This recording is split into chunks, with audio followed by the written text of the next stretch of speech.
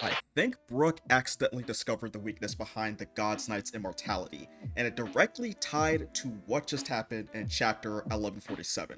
It all comes down to Gunko's reaction when she tries to go after basically her generation's Michael Jackson. Right after she attacks Brook, there is this weird moment where she actually winces, grabbing her shoulder like she's in real pain, and yeah, the first time I read it, I completely missed it, blew right past it. It wasn't until people started talking about it online and I went back and read it and I was like, oh shit, why is this happening? This shouldn't be happening. It's called immortality, not mild shoulder cramp mentality. And when you start lining it up with the themes Oda's been subtly threading through the Elbaf arc, which I talked about ad nauseum on this channel, ideas of duality and balance and all of that good philosophical shit, Brook's moment with Gunko is suspicious on purpose. Her reaction isn't just a physical one, it's a glitch in the system being immortality, and perhaps an overall bigger power system this immortality is a piece of. So in this video, we're going to discuss what might be the first real clue towards taking down the God's Knights, and by extension, the Five Elders, since they also possess immortality thanks to Emu. Let's get into it.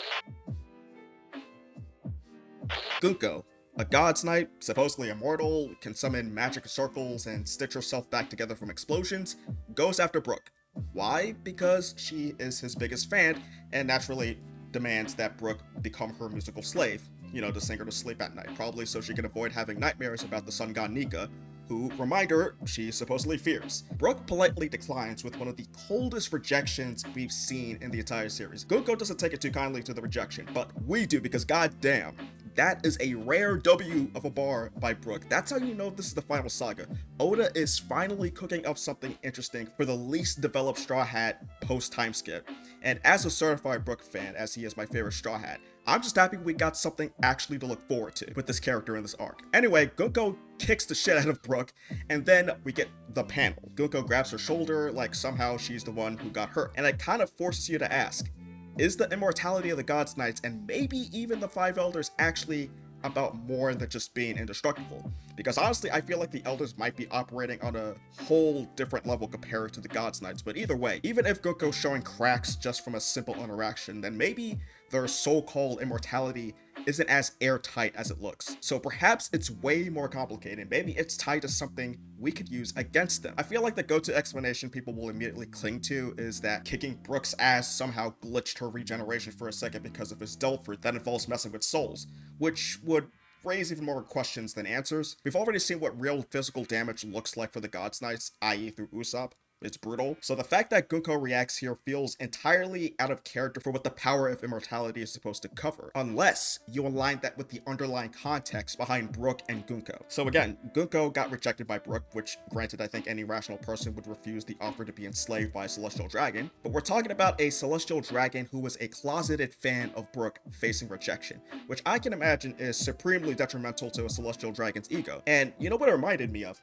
It reminded me of the old saying, when you hurt others, you ultimately hurt yourself. All that pent-up pride, attachment, desire, and rejection is bubbling up in a split second. So yeah, perhaps what hurt Gunko wasn't Brook per se. Maybe it was her own suppressed humanity bleeding through, and the immortality system that's supposed to keep her untouchable didn't know how to handle it because suppressing your humanity is key to keep your immortality in check. Now, what do I mean by suppressing humanity? Think about how gods, quote-unquote gods, actually work in One Piece.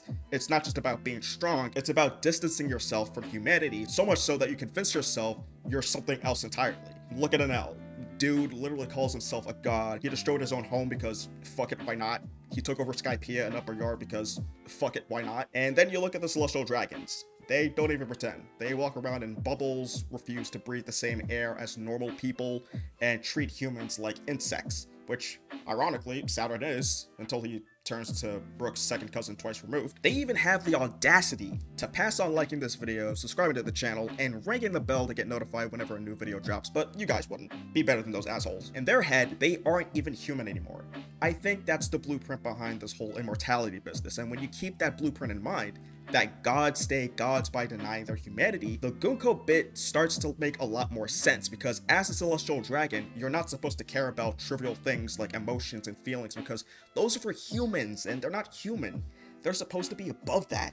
There's definitely a faction of the Celestial Dragons that will overindulge the shit out of their human vices without recognizing the hypocrisy, mind you. However, as we established earlier, she did not take kindly to Brook's rejection because for a moment, her humanity got the better of her, and she felt something she wasn't supposed to feel, which consequently short-circuited her immortality and allowed her to experience some pain. That's the weakness of the immortality of the God's Knights, and maybe even the Five Elders. Now, whether she received the shock of pain from attacking Brook, or if it's residual pain from Usopp's attack that she begins to feel due to the split second of her immortality weakening, who knows? Also, if the immortality power is based on hockey, which I think is highly likely, the slip-up would remind me of the mechanics of observation hockey and how you need a calm mind to keep its usage intact. It also reminds me of how Big Mom becomes physically vulnerable whenever she gets all mentally unstable after somebody messes with the framed photo of Mother Caramel. More importantly, I think it thematically mirrors Saturn's screw-up during the Egghead arc, just not the same kind of physical slip-up we saw with Gunko. Saturn's human flaws, his pride, his scientific curiosity, his desire to control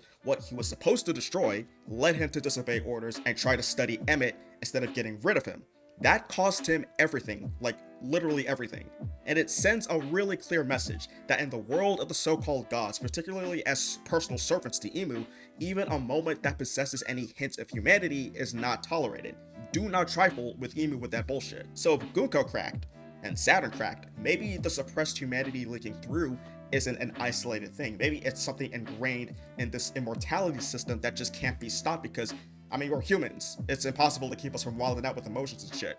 If you look back, Oda might have been planting hints about this weakness way earlier than it seems. During the 2-year time skip on Namakura Island, the islanders mistook Brook as Satan when he showed up. On top of us seeing magic circles, guess whose name is technically Satan? Saturn. His name, when romanized, is Satan. Magic circles that look suspiciously similar to the Abyss magic circles, Saturn and Satan, when you stack all these things together, it really doesn't feel like a coincidence that Oda was setting up Brook all the way back then to be the vehicle to expose the blind spot behind the immortality ability. Now you can understand why I'm so excited for Brook in this arc, especially after the past couple of chapters, given his dynamic with Gunko and the potential levels that have led us to where we are now. Brook is utilized in this way at the cost of getting his ass kicked, but it's totally worth it for this one panel here. And I hope if this level of attention is guiding us from point A to point B, then it's clear that Oda is working hard to set up something interesting for Brook's character. It could be anything at this point, maybe even his past as the leader of his convoy from his home kingdom. I think Oda is using the Elbaf arc as a great opportunity